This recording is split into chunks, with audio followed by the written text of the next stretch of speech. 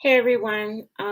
So I really wanted to record a weight loss video for a while now, and I was holding off because I was super fixated on losing 20 pounds, losing 20 pounds. And as I was driving today, I was like, you know what? The New Year's is literally like 3 days away. And if I can help even one person with some of the tips that I want to share, then for me, that would be awesome. So I wanted to share some pictures. At my highest weight, I was 163 pounds. And these pictures kind of reflect that. I'm not sure what exactly I weighed in these pictures, but I know that at my highest in my whole entire life, that's what I weighed. Even earlier this year. This picture is from January. This one's from a few months ago. And this one is just from a couple days ago. So you guys can see the weight loss just on my back. I currently fluctuate between 145 and 146 pounds. And so this video, I wanted to keep it short and sweet and just give you guys some tips on what worked for me. The first thing I want to say is you really have to be tired of your own BS and get out of your head. Like you're either going to do it or you're not. And that applies to anything. You're either going to work out or you're not. You're either going to eat right or you're not. And that's fine, but just know that whatever choices you make do have consequences. Okay. Um, I really believe in tough love. I talk to myself the same way. I'm a teacher and I talk to my students the same way. It's really important for us to learn how to be accountable and to really take responsibility for the choices that we make. So at the end of June this year, I had already been working out with a personal trainer. I had already done boot camp classes. I love to run. So working out for me is not an issue. Yet I wasn't losing the weight that I wanted to lose because I really wanted to work out around a bad diet. And what I mean by bad diet is, a lot of empty carbs with no nutrients. I love sandwiches. I love pizza. I love burgers. But the reality is that a lot of the stuff that I was choosing to eat were not dense in nutrients. And so I really had to have a hard conversation with myself and say, listen, you're either going to do it or you're not. You're going to try this and see if it works. So I started with one meal at a time, and I do what people call lazy keto. So what that means is that I kind of just eyeball everything. I wasn't measuring my macros for every meal. I typed in my weight and kind of used a generic calculator online just so I could see where I should be at. And then I pretty much looked at labels and eyeballed everything.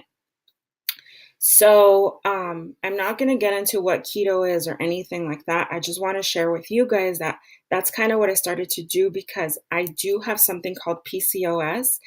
And so it's really, really difficult to lose weight. It's not an excuse. If you guys look it up or if you guys have PCOS, then you know that you basically gain weight like this, and then it's super hard to get rid of. So I have a lot of obstacles in my way, and I have a lot of things that I can use as excuses. One, I have a toddler. Two, I'm tired. I have long hours. I'm a teacher. I still have to come home and lesson plan and do all the things that that job entails. I am a wife. And you know, every excuse in the book. Oh, I'm tired. I don't want to work out. I don't want to cook. I don't know.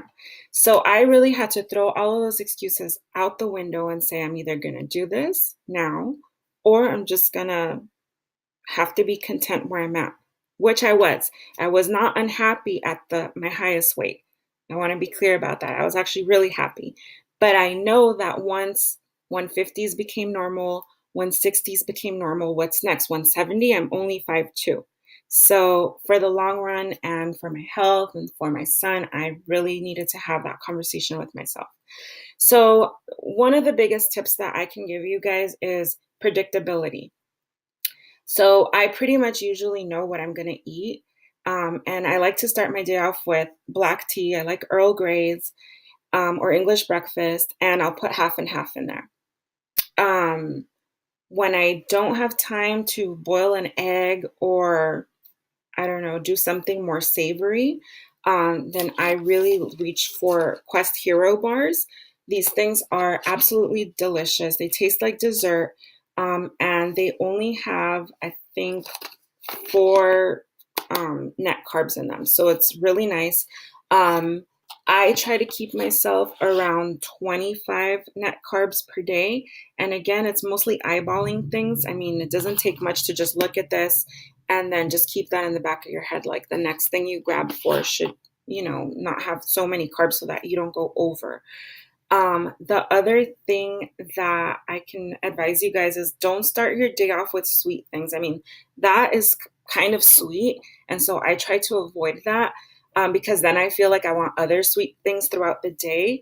And I kind of like to save my sweet carbs for like the end of the day. So if I could start my day off with something savory, then for lunchtime, I usually have salads. And this goes back to the predictability thing. So I usually buy the spring mix that you can buy at like Ralph's for like $5 or something.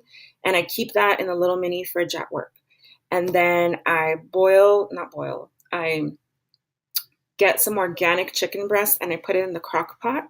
And so I usually let that cook all night and I'll take that to work. So I always have ranch, chicken, and spring mix. I can always have a salad if anything else fails. So predictability and just kind of meal prepping. I'm not a big meal prepping kind of person, but just having things on hand like that at work really saved me from wanting to go out during lunchtime and get something that I shouldn't. Um, what's another thing? I drink a lot of water, and when I first started doing keto, I was having a lot of palpitations and a lot of pressure in my chest, and I didn't realize that I was having an electrolyte imbalance. And so I found these waters at Ralph's. They are amazing, and they have the electrolytes in them. It's pretty much like Smart Water. You can get a whole case of these for like $4 at Ralph's, and this is pretty much all I drink, this and tea. I do decaf coffee once in a while, but what I find is that I love creamer, and so if I start my day off with a decaf coffee, I'm going to want to put creamer in it. And each little thing of creamer has 5 carbs.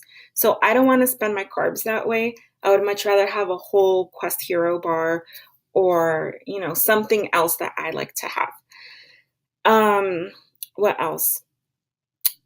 It's easy to get really down on yourself, but it's okay to fall off the wagon. I'm not perfect. I have fallen off the wagon multiple times, but I found that it's what you do most of the time that counts, is not what you do one day here, one day there. So I have had pizza.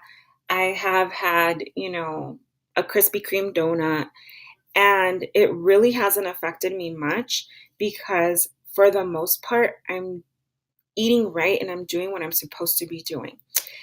The other thing I wanted to mention is that I purposely almost completely stopped working out at the end of June because I wanted to see what I could accomplish by not working out, just by changing my eating habits. Because for me, it's harder to change my eating habits than to work out, if that makes any sense.